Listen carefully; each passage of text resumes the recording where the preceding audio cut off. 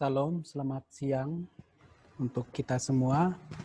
Terima kasih untuk beberapa hal yang kita bisa sharingkan di grup Komisi Pemuda Daerah, dan sebagai Ketua Komisi Pemuda Daerah, saya sungguh merasa senang karena kita memiliki kedewasaan rohani dalam berpikir, dalam menanggapi semua pengajaran dan isu-isu yang berkembang di luar sana. Dan Saudara Diego telah meminta izin kepada saya untuk men-share video yang kita saksikan bersama. Dan saya tahu video ini merupakan hal yang sangat kontroversial jika kita melihatnya secara parsial. Namun saya ingin kita menanggapinya dengan baik, dan saya akan memberikan jawaban kepada video itu. Dan saya harap ini akan menjadi masukan berharga buat kita. Dan tentu jawaban ini tidak akan memuaskan kita semua, tapi paling tidak ini akan memberikan dasar pemikiran bagi kita bahwa kita harus punya sikap, kita harus punya argumentasi yang bersumber dari Alkitab. Itu sebabnya saya katakan kalau kita memberikan argumentasi, minimal kita memberikan 1-2 sumber yang akan kita gunakan sebagai landasan berpikir. Nah, pertanyaan atau kasus yang menarik adalah tentang bunuh diri, ya, tentang bunuh diri. Perlu kita pahami bahwa menurut data dari WHO ada sekitar 1 juta orang bunuh diri setiap tahunnya, ya. 1 juta orang yang bunuh diri setiap tahunnya.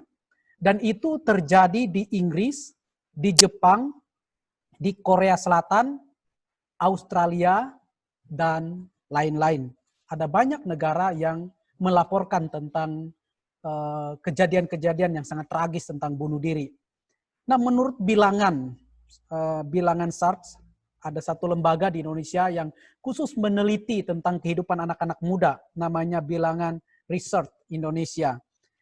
Mereka meneliti 4.000 anak muda atau anak remaja Kristen di Indonesia. Dan hasilnya sungguh memilukan hati kita. Karena hasilnya ada 14,2% anak remaja yang berusia 15 tahun ke atas itu pernah berpikir untuk bunuh diri. Dan 3,5% pernah mencoba untuk bunuh diri. Dengan alasan utamanya adalah mereka stres, mereka depresi, mereka lelah menjalani hidup ini. Mereka bermasalah dengan orang tua. Dan itu menjadi persoalan serius bagi anak-anak muda kita. Baru-baru ini ya kita dihebohkan dengan banyak hal, artis-artis ternama, orang-orang yang kita kagumi, juga ada yang meninggal karena bunuh diri. Beberapa tahun yang lalu kita mendengar ada bintang Korea, bintang atau K-pop ya, itu namanya Gohara, ya, seorang artis cantik yang pada akhirnya mengakhiri hidupnya dengan cara bunuh diri. Lalu ada Suli, seorang artis Korea dan bintang film, dia bunuh diri juga karena hujatan dari netizen kepada dirinya. Dia tidak tahan, akhirnya dia mengakhirinya dengan bunuh diri. Baru-baru ini ada namanya Presa Mehta, artis dari India yang tertekan karena ekonomi, karena lockdown, akhirnya dia pulang kampung dan dia tidak bisa hidup seperti dia sebagai seorang artis. Karena kesulitan ekonomi keuangan, akhirnya dia mengakhiri hidupnya dengan bunuh diri. Saudara, ironis sekali orang-orang yang menurut kita public figure, namun mengakhiri hidupnya dengan tidak wajar. Lalu ada seorang pendeta yang juga mengakhiri hidupnya dengan bunuh diri, namanya Rev atau penginjil Andre Stockin, gembala gereja Inland Hills, California, ya, dikabarkan oleh istrinya sendiri. Istrinya membuat di status IG-nya bahwa dia kehilangan seorang sosok gembala sidang yang luar biasa, seorang sosok suami yang luar biasa, ya, seorang gembala yang berhasil ribuan jemaatnya, namun tidak disangka kalau seorang pendeta ini bunuh diri. Teman-teman sekalian, di dalam Alkitab juga ada contoh-contoh orang yang bunuh diri, ya. Ada minimal, ya, saya temukan ada 7 orang yang bunuh diri dalam Alkitab. Yang pertama adalah Abimelek. Abimelek adalah seorang raja. Ya, dia membunuh 70 saudaranya, lalu setelah itu dia menjadi raja.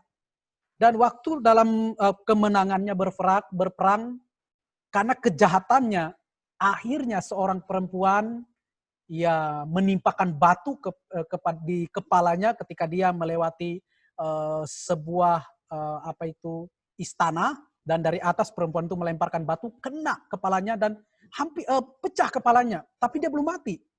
Dengan keadaannya begitu kritis, dia malu kalau seorang raja terhormat hanya mati karena seorang wanita. Dia menyuruh pengawalnya untuk membunuhnya dengan rela. Dia berkata, bunuh saya. Supaya orang jangan mengatakan saya dibunuh oleh wanita. Dengan sadar dia mengatakan begitu. Lalu pengawalnya dengan terpaksa membunuh dia. Ini juga artinya dia bunuh diri karena dia dengan rela hati mau mati. Lalu yang kedua, Simson. Simson juga seorang abdi Allah. Bahkan dia dikatakan seorang nasir Allah. Karena dia tidak takut akan Tuhan, dia melakukan kejahatan dengan berzina dengan perempuan. Akhirnya dia diizinkan Tuhan mengalami penderitaan. Lemah oleh karena dia membongkar rahasianya kepada Delila. Pada akhirnya dia ditangkap orang Filistin. Lalu dia dibutakan kedua matanya. Tapi di akhir hidupnya, dia berkata kepada Tuhan, berikanlah aku kekuatanku untuk yang terakhir kalinya. Sehingga apa yang terjadi dengan Simson? Dia menghancurkan istana raja Filistin. Ya, ada 2 tiang besar di situ, lalu tiang itu roboh dan seluruh gedung itu hancur dan Simson mati di dalamnya. Lalu yang ketiga ada Saul. Saul adalah seorang raja Israel yang pertama, seorang raja yang begitu terhormat. Tapi saudara tahu pada masa akhir hidupnya dalam peperangannya melawan orang Filistin, dia luka parah. Lalu dia berkata kepada pengawalnya, pembawa pedangnya, dia berkata, bunuh aku. Pengawalnya tidak mau membunuhnya, kan dia seorang raja. Lalu dia mengeluarkan pedangnya dan menjatuhkan dirinya di atas pedang itu sehingga dia meninggal. Lalu yang keempat adalah pengawal Raja Saul atau pembawa pedangnya. Melihat Raja Saul meninggal, akhirnya dia mengambil pedangnya dan dia membunuh dirinya sendiri. Lalu yang kelima adalah Ahitofel. Siapa Ahitofel? Ahitofel adalah penasehat yang begitu dipercayakan oleh Raja Daud. Begitu berhikmat, begitu bijaksananya. Sehingga dalam pemerintahan Raja Daud, Ahitofel menjadi pengawal pribadi atau penasehat pribadi yang sangat dikagumi. Tapi pada akhirnya Ahitofel berkhianat kepada Daud. Lalu bekerja sama dengan anaknya Absalom. Dan dia memberikan nasihat supaya Absalom, dia tahu persis bagaimana kelemahan Raja Daud. Dia memberi nasihat supaya Absalom menyerang Raja Daud waktu Raja Daud pulang dan merasa capek. Tapi Absalom tidak mendengarnya. Dan ketika nasihat ini tidak didengar oleh Absalom, Ahitofel pulang ke rumahnya, lalu dia menggantung diri. Orang yang terhormat, orang yang takut akan Tuhan, pada akhirnya dia bunuh diri. Dan yang ke-6 yaitu Simri. Simri adalah seorang raja yang begitu singkat hidupnya. Dia menjadi seorang raja hanya 7 hari saja. Tapi saudara tahu Simri memiliki kekuasaan dan waktu dia diserang oleh musuh-musuhnya, dia berinisiatif untuk membakar dirinya sendiri dalam istananya. Bersama-sama dengan istananya yang mewah. Dia bakar lalu dia mati di dalamnya. Bunuh diri juga. Dalam perjanjian baru ada salah seorang murid Yesus yang juga bunuh diri. Namanya Yudas Iskariot. Karena penyesalannya, dia menyerahkan gurunya, menjual gurunya. Akhirnya dia membunuh dirinya, menggantung dirinya. Dan tanah di mana tempat dia bergantung disebut dengan tanah darah. Inilah ketujuh contoh-contoh di dalam Alkitab yang orang pernah dan yang melakukan bunuh diri. Nah, pertanyaan yang sangat mendasar bagi kita.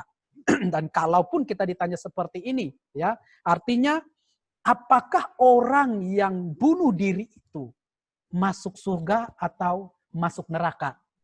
Ini pertanyaan yang sangat krusial menurut saya, ya, yang perlu berhati-hati menjawabnya. Ada 4 jawaban mengenai pertanyaan ini yang mungkin juga dialami oleh teman-teman atau kebanyakan orang. Kalau ada orang bertanya apakah orang yang mati bunuh diri itu masuk surga atau neraka, maka pasti dengan cepat kita berkata dia masuk neraka karena dia bunuh diri. Tapi ada orang menjawabnya berkata tidak tahu. Bahkan jawaban yang ketiga adalah itu urusan Tuhan. Tuhan yang punya kedaulatan. Tapi jawaban keempat, masuk surga. Ada beberapa catatan ketika orang berkata masuk neraka atau masuk surga. Yang pertama catatannya kalau orang berkata masuk neraka karena dia membunuh dirinya sendiri. Itu dosa. Karena dia membunuh diri. Tapi kalau orang berkata bahwa itu masuk surga, landasannya karena dia, ya dikatakanlah dia percaya Yesus seperti Pak Pendeta tadi, yang bunuh diri. Nah, saya akan memberikan tanggapan, ya, memberikan tanggapan dan jawaban bagi kasus ini. Saudaraku, dasar yang sering orang ambil ketika mereka membahas tentang bunuh diri, itu biasanya dalam Keluaran 20 ayat 13, yang berkata jangan membunuh. Ya, itu jelas, itu dalam ke-10 hukum. Membunuh di situ bisa diindikasikan membunuh orang lain maupun membunuh diri sendiri. Itu Alkitab berkata jangan, artinya dosa. Mari kita berpikir secara kritis dan teologis. Mari kita mengembangkan pikiran kita melampaui pemikiran yang normal, tapi dengan landasan-landasan yang alkitabiah. Ya, dalam Roma pasal yang ke-11 ayat 36, ini landasan berpikir kita dulu. Berkata demikian, sebab segala sesuatu adalah dari Dia, oleh Dia dan kepada Dia. Bagi Dialah kemuliaan sampai selama-lamanya. Ayat ini mengindikasikan 3 hal. 1, mengatakan bahwa sumber segala sesuatu adalah dari Tuhan. Ya, baik itu makhluk yang diciptakan, semua ciptaan, baik yang di sorga maupun di bumi, bersumbernya dari Allah. Yang kedua, Allah berdaulat atas seluruh kehidupan makhluk yang ada, termasuk kehidupan manusia. Allah berdaulat. Yang ketiga, Allah punya hak, Allah punya otoritas untuk mengambil hidup seseorang atau membiarkan orang itu hidup. Artinya kita tidak punya hak untuk hidup kita. Nah, ini yang menjadi landasan berpikir kita, sehingga kita paham betul bahwa kehidupan ini hanyalah milik Tuhan. Tapi mari kita melihat secara khusus tentang keselamatan. Karena ini akan dihubungkan dengan keselamatan. Ada orang berpandangan, argumen orang yang mengatakan bahwa orang yang bunuh diri itu pasti masuk neraka, karena mereka berpikir dosa bunuh diri itu sangat besar, lebih daripada dosa-dosa yang lain. Ya, karena orang sebegitu cenderung membanding-bandingkan ukuran dosa seseorang. Ya, dosa ini lebih besar, dosa ini lebih kecil. Dosa bunuh diri lebih besar daripada dosa kita berbohong, kita menghina orang, kita menggosipin orang, kita mencuri, dan sebagainya. Dianggap bahwa dosa itu lebih besar. Ada juga yang menganggap bahwa keselamatan itu bisa hilang. Dia akan membunuh dirinya sendiri, dia berdosa, hilanglah keselamatannya. Orang yang beranggap bahwa bunuh diri itu pasti masuk neraka karena dia menganggap keselamatan bisa hilang. Dan yang ketiga, menganggap bahwa keselamatan di dalam Yesus itu bersyarat. Ya, syaratnya ya tidak cukup kita diselamatkan karena pemberian anugerah. Harus ada kekuatan kita untuk menjaganya. Harus ada perbuatan kita untuk menahannya sehingga keselamatan itu tetap ada. Artinya ada kontribusi dari kita untuk mempertahankan keselamatan itu.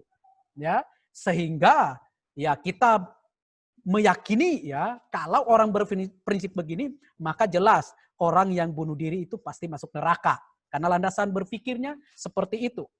Tapi mari kita lihat tentang keselamatan. Lalu nanti bagaimana landasan berpikir kita ketika kita sudah diselamatkan. Yohanes pasal 3 ayat yang ke-16 jelas berkata, karena begitu besar kasih Allah akan dunia ini, sehingga Ia telah mengaruniakan anaknya yang tunggal, supaya setiap orang percaya kepadanya tidak binasa, melainkan beroleh hidup yang kekal. Artinya keselamatan itu bersumber dari kasih Allah yang besar. Dan bagi orang yang percaya, pasti selamat. Roma pasal 6 ayat 22 ayat 23 dan Roma 3 ayat 23 dan Roma 6 23. Dua ayat ini menjelaskan tentang dosa. Dalam Roma 3 ayat 23 berkata, sebab ya tidak seorang pun kita ini benar. Semua kita telah berbuat dosa dan telah kehilangan kemuliaan Allah. Itu berbicara masalah posisi masa lalu. Roma 6 ayat 23 berkata, sebab upah dosa ialah maut. Tetapi kasih karunia Allah ialah hidup yang kekal dalam Kristus Yesus Tuhan kita. Jadi dulu kehidupan kita berdosa, sekarang karena kasih itu kita diselamatkan. Roma pasal 38, 39, lalu Yohanes 10 ayat 28 dan 30 ya. Ada Efesus pasal 2 ayat 8 dan 9. Beberapa ayat ini saya jelaskan secara singkat. Efesus pasal 2 ayat 8 dan 9 berkata, sebab karena kasih karunia kamu diselamatkan oleh iman. Itu bukan hasil usahamu tetapi pemberian Allah.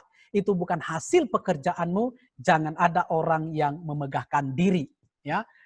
Ingat bahwa ayat ini menunjukkan kepada kita keselamatan yang dari Tuhan, yang dianugerahkan di dalam Yesus, itulah pemberian secara cuma-cuma. Tidak ada andil manusia di dalamnya. Efesus pasal 2 ayat 1 berkata bahwa kita ini sudah mati oleh karena dosa kita, oleh karena pelanggaran kita. Karena kita dianggap dengan orang durhaka. Namun ayat 5 sampai ayat 8 ini menyatakan kepada kita bahwa karena kasih karunia kita diselamatkan.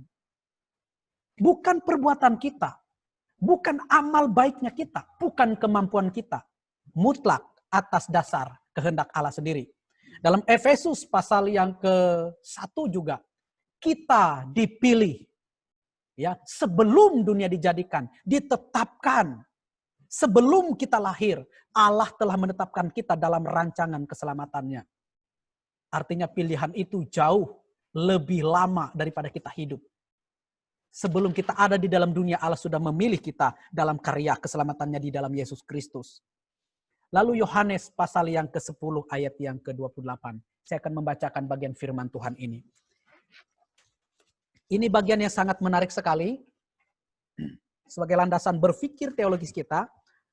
Dalam Injil Yohanes pasal yang ke-10 ayat yang ke-28 sampai 30. Firman Tuhan berkata demikian.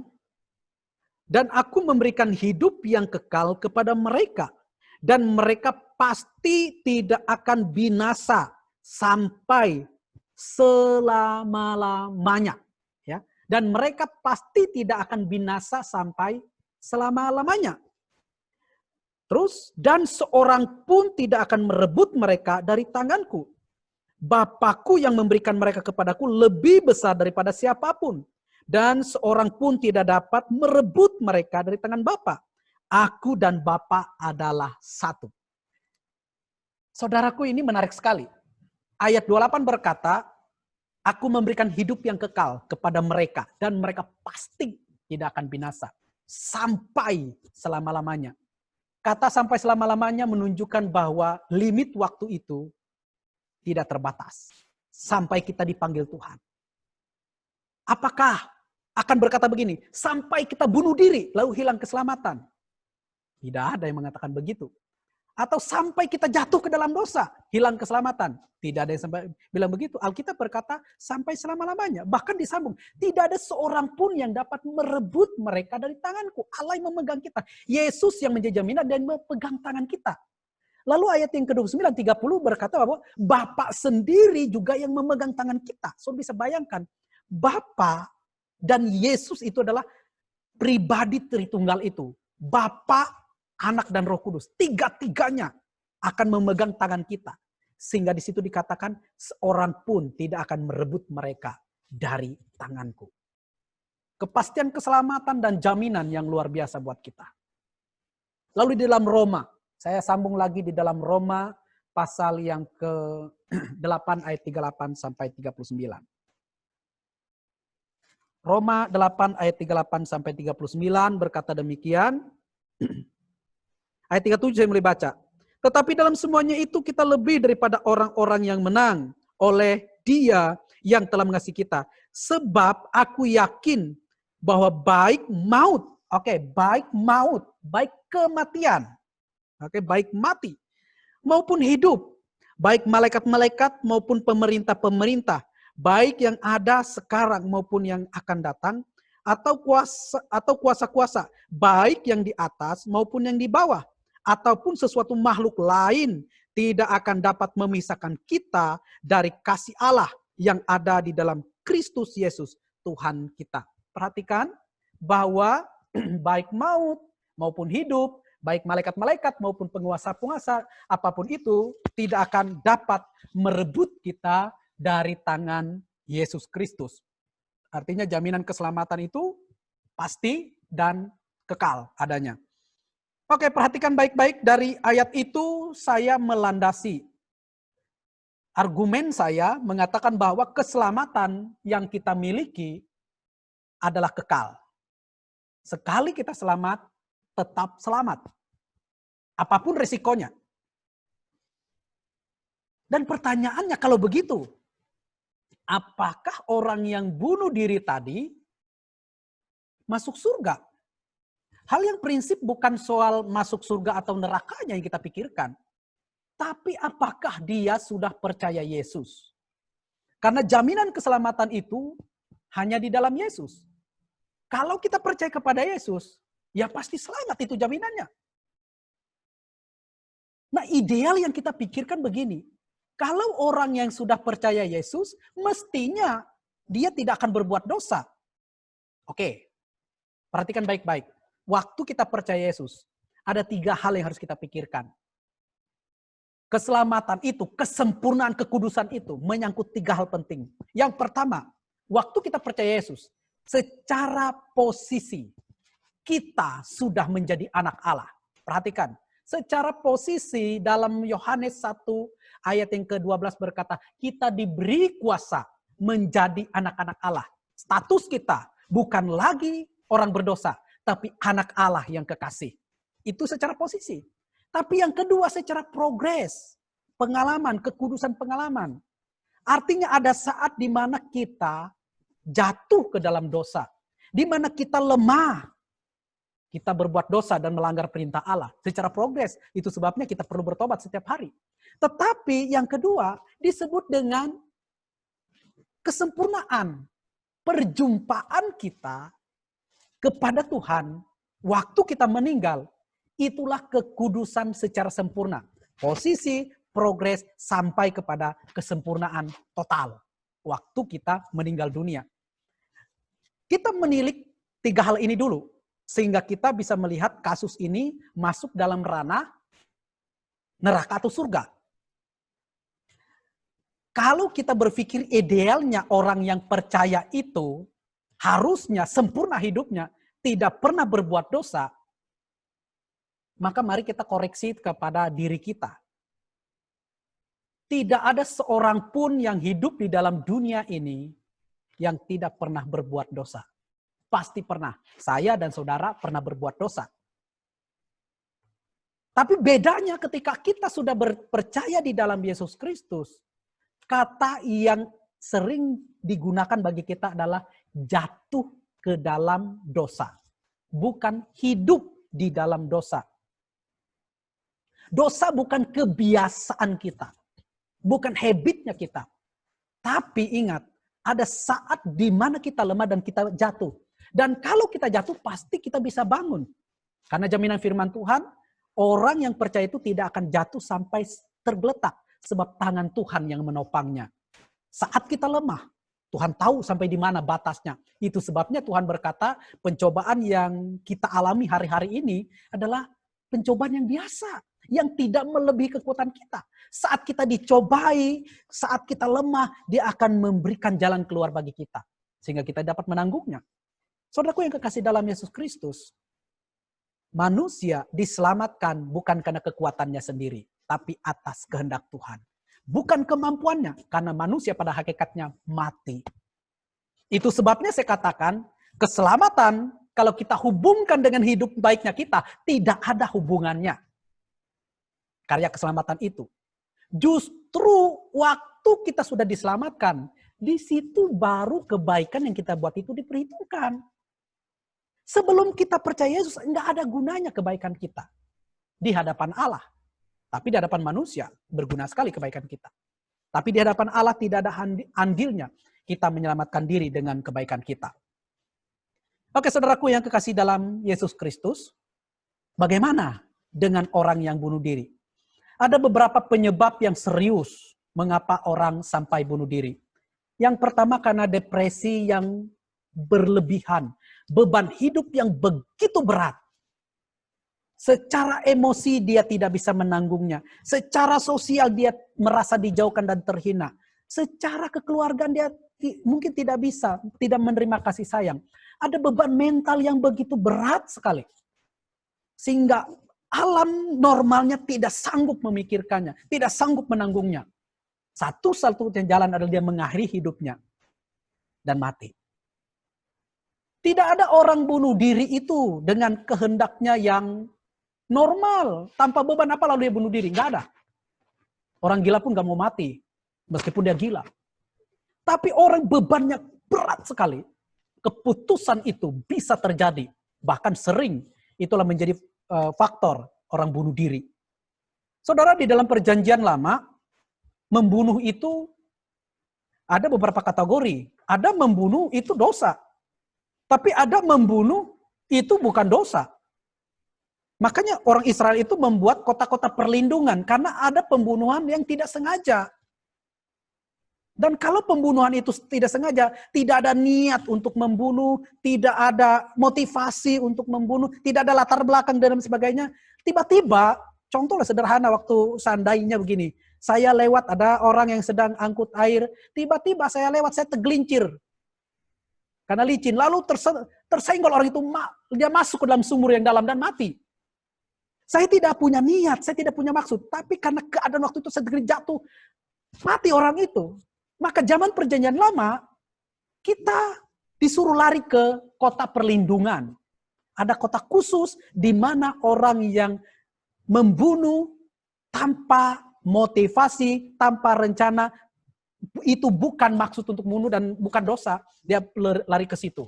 Tuhan memberikan jaminan di situ dengan kota perlindungan. Lalu setelah 50 tahun, tahun Yobel, baru dia dibebaskan. Budak-budak dibebaskan. Itu kategori membunuh dalam perjanjian lama. Bahkan umat Israel disuruh membunuh orang-orang tidak mengenal Tuhan. Bangsa Kanaan, 7 bangsa di Kanaan, orang Yebus, orang Gergasi. Disuruh Tuhan musnahkan. Jangan ada satupun yang hidup sampai kepada binatangnya. Allah menyuruh mereka membunuh. Kenapa? Bangsa Israel sebagai simbol umat pilihan Allah yang harus hidup murni. Dan ada orang-orang yang penyembah-penyembah berhala. Allah suruh memusnah mereka supaya orang Israel tidak terganggu dengan itu. Tapi nyata meskipun mereka sudah dibunuh, tapi orang Israel toh tetap berbuat dosa, melanggar hukum Tuhan. Tapi ada perintah Tuhan, ada perlindungan Tuhan bagi Israel. Yaitu supaya mereka dimurnikan dari bangsa-bangsa lain. Dalam dunia nyata sekarang juga ada orang yang dibuat pilihan-pilihan yang berbeda. Contoh tentara. Disuruh ke medan perang. Dia harus taat kepada bangsa. Kepada pemerintah. Tapi dia harus bunuh orang. Nggak mungkin lah kalau dia pergi ke medan perang, dia tidak tembak orang. Lalu dia berdiri saja melihat. Dia akan mati. Atas perintah negara itu, dia melakukannya. Sebagai bentuk ketaatannya kepada pemerintah. Apakah kita berkata dia berdosa? Saya pikir kita tidak bisa menghakimi. Kan ini perintah negara. Yang kedua, ada ibu-ibu yang melahirkan. Lalu dokter berkata, ada kemungkinan kepada suami berkata, kalau ibu, terserah Bapak, apakah ibu yang diselamatkan atau anak yang diselamatkan? Ini 2 pilihan. Kalau dia berkata, oke, saya selamatkan ibu, berarti anaknya akan mati. Dokter berkata begitu, ada pilihan. Dan ini membingungkan situasi ini. Akhirnya kita harus memilih dalam keadaan itu. Apakah kita membunuh anak kita? Tentu persoalan-persoalan begini harus kita pikir dengan serius. Dan tidak bisa kita mengambil keputusan secara parsial dengan hal seperti itu. Ini contoh-contoh kasus yang saya pikir kita harus serius memikirkannya. Nah, bagaimana dengan orang bunuh diri? Saya sudah sampaikan tadi bahwa ada akibat-akibat yang luar biasa yang membuat orang itu sampai bunuh diri. Apakah itu bisa terjadi bagi orang percaya Yesus? Beban begitu berat, lalu dia bunuh diri. Contoh, kalau dia begitu berat, lalu dia makan narkoba, dia bergantung diri, sebagainya. Bisa terjadi. Bisa terjadi. Tapi apakah dia diselamatkan? Nah, ini pertanyaannya, apakah dia diselamatkan? Sekali lagi saya katakan, saya berpatokan kepada anugerah Tuhan. Kepada keselamatan yang daripada Tuhan, yang tidak bisa diganggu-gugat oleh siapapun, termasuk saya dan saudara. Saya tidak menganjurkan saudara, oh kalau begitu, Kak, berarti boleh dong kita bunuh diri. Itu namanya bodoh. Loh, kan kakak bilang kalau keselamatan tidak bisa hilang. Betul tidak bisa hilang. Itu jaminan Alkitab. Tapi kalau dirimu sudah diselamatkan, kita sudah diselamatkan, idealnya tidak ada pikiran kita untuk mengakhiri hidup ini. Dengan begitu mudah, kita akan terus melewati hidup ini. Karena apa? Ada jaminan. Janganlah takut sebab aku menyertai engkau. Ya? Pencobaan yang kamu alami biasa, aku memberikan jalan keluar. Segala perkara dapat kutanggung di dalam Dia yang memberikan kekuatan kepadaku. Itu jaminan yang luar biasa buat kita. Tapi apakah kita imani semua janji-janji ini? Ini persoalan serius. Dalam dunia kekristenan, ada dua sebenarnya. Satu, orang Kristen itu ada disebut dengan orang Kristen yang sudah dewasa rohaninya. Ada orang Kristen yang belum dewasa rohaninya, masih kanak-kanak. Paulus berkata di dalam Korintus, susulah aku berikan kepadamu. Apakah orang Kristen yang kanak-kanak ini ketika dia mati tidak selamat? Selamat. Tapi dia masih hidup, sering hidupnya secara duniawi. Gaya hidupnya. Ada orang Kristen yang sudah matang, sudah dewasa. Nah, sering kali orang Kristen sudah matang dewasa ini kadang-kadang menjadi tidak dewasa karena dia sering menghakimi orang yang lemah itu, orang yang baru itu. Nah, ini yang menjadi persoalan serius buat kita. Pertanyaan saya begini. Waktu kita menemukan kasus orang yang bunuh diri, maka mari kita lihat back to start-nya, kembali ke dasarnya. Apakah dia betul-betul percaya Yesus? Betul-betul lahir baru. Kalau dia sudah percaya Yesus, yang pertama kemungkinan dia tidak akan bunuh diri. Nggak mungkin. Kenapa? Dia sudah percaya Yesus dengan sungguh-sungguh. Tapi yang kedua, kemungkinan dia bunuh diri. Karena bebannya begitu berat. Karena kualitas rohaninya dia masih kecil. Dia masih belum dewasa. Dia masih lemah. Pada akhirnya dia mengambil keputusan untuk bunuh diri. Saya berkesimpulan, dia selamat. Karena sekali lagi saya katakan, tidak ada yang bisa mengintervensi keputusan Allah ketika dia menyelamatkan kita. Nah, ini yang menjadi perhatian penting buat kita. Mungkin saja berkata, Kak, kalau begitu, aduh, berarti dosa bunuh diri itu nggak apa-apa dong. Saya bukan berkata bahwa mari kita lihat dosa itu jangan parsial. Apa bedanya kita bohongi orang tua kita, berkata kotor, dengan dosa membunuh orang. Dengan dosa menonton video porno. Sama dosanya. Dan upah dosa itu maut. Artinya nggak ada yang besar, nggak ada yang kecil ukurannya. Apakah orang bunuh diri itu lebih besar dosanya daripada membunuh orang? Sama dosanya. Apakah orang bunuh diri itu lebih besar dosanya dari saya? Sama dosanya. Tapi ketika kita percaya kepada Yesus, dosa-dosa itu ditanggung oleh Yesus. Loh, bagaimana dia? Kan dia belum bertobat, belum minta ampun kok dia bunuh diri. Keselamatan bukan karena perkataan kita, tapi karena karya Roh Kudus.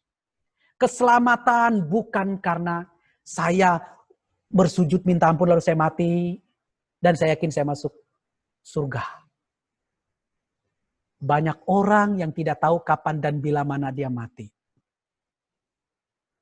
Puji Tuhan kalau kita mati pas kita dalam pelayanan.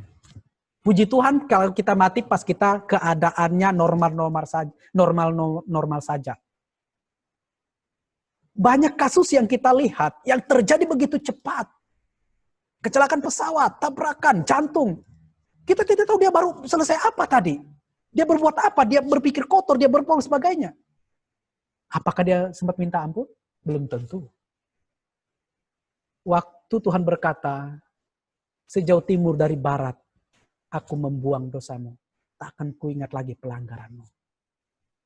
Yesus mengampuni kita. Dosa kita yang dahulu, sekarang, bahkan yang akan datang. Sudah ditanggung oleh Yesus di kayu salib. Loh, kalau begitu Kak, berarti boleh dong kita berbuat dosa. Karena pengampunan terbuka. Stop. Perhatikan dulu. Saya ingin membaca satu bagian firman Tuhan. Meneguhkan kita dalam Roma pasal yang ke-6.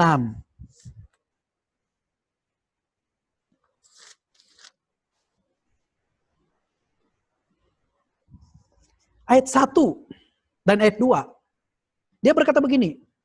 Jika demikian, apakah yang hendak kita katakan? Bolehkah kita bertekun dalam dosa supaya semakin bertambah kasih karunia itu?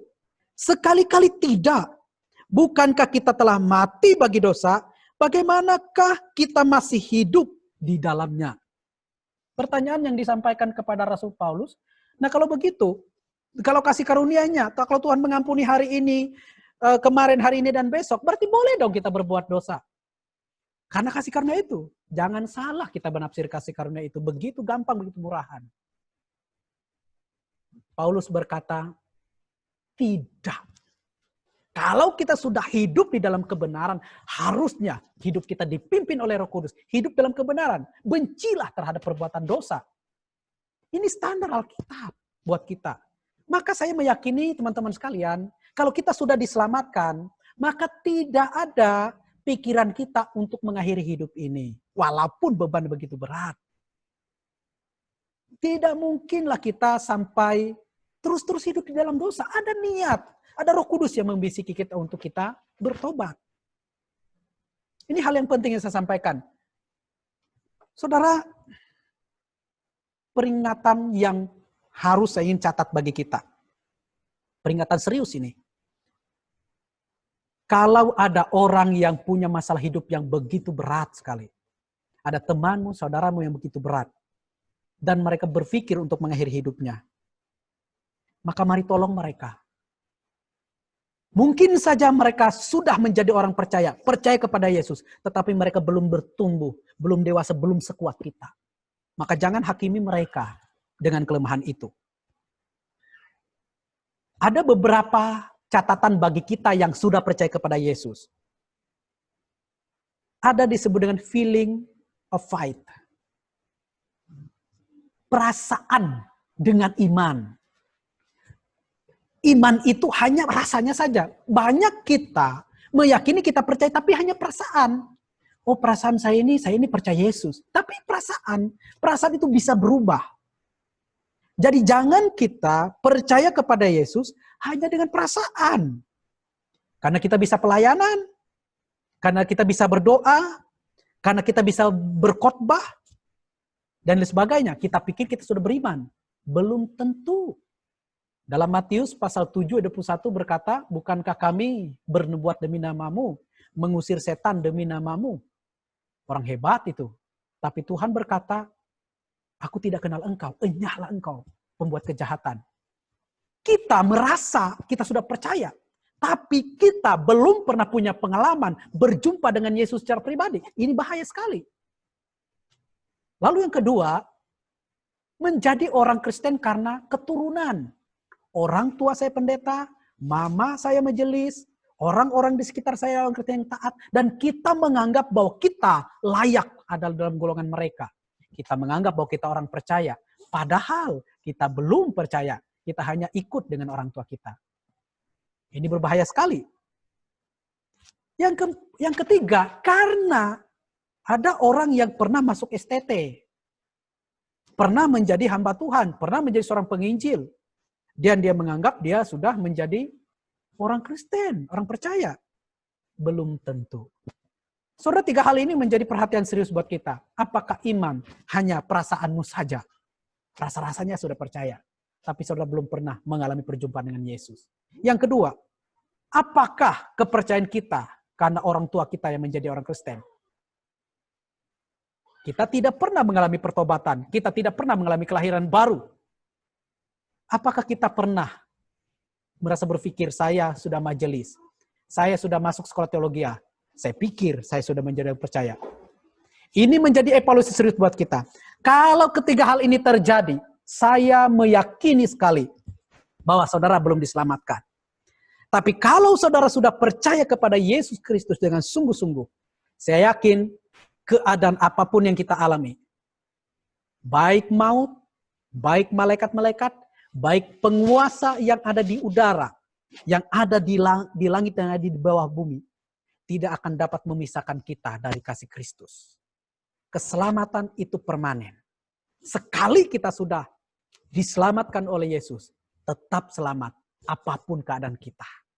Saudaraku, ini jawaban yang ingin saya sampaikan. Apakah orang yang bunuh diri itu selamat? Kalau dia sungguh-sungguh percaya Yesus, saya yakin dia pasti selamat. Kiranya Tuhan memberkati kita. Amin.